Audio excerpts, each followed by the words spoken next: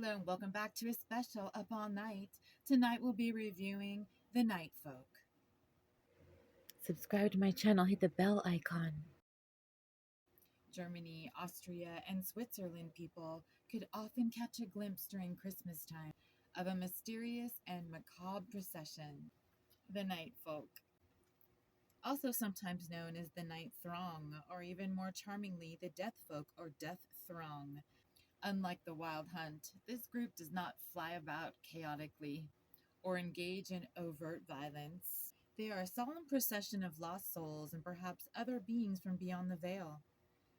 They most often wear all black, such as robes and shrouds. If they're seen at all, sometimes one merely hears them, most often with music. Indeed, the night folk often appear with haunting music, melodies that can be sweet and strange enough to entice them to follow after them. In this, the night folk are similar to the fairies of Ireland and Britain, who would sometimes lure mortals into their circles or their realm with enchanting music. And such mortals were usually never seen again. The night folk might even offer to teach new songs and new instruments to the unwary, but it's always best to say no.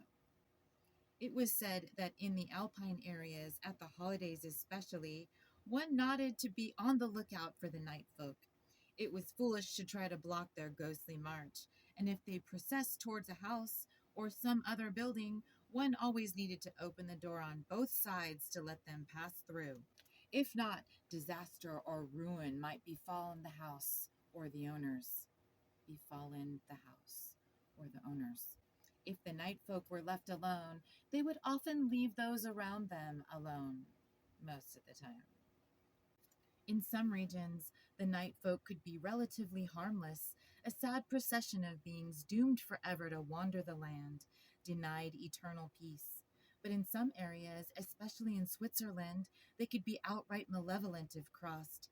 Here, the night folk often processed without music, or at least it was less enticing and could herald the plagues and disasters. One legend told of a man who encountered the procession after hearing a sound of bowed instruments. He happened to catch the sight of Death playing a violin and a leading long crowd of the Death folk. The man saw many of his neighbors in the procession, so the prophecy came true.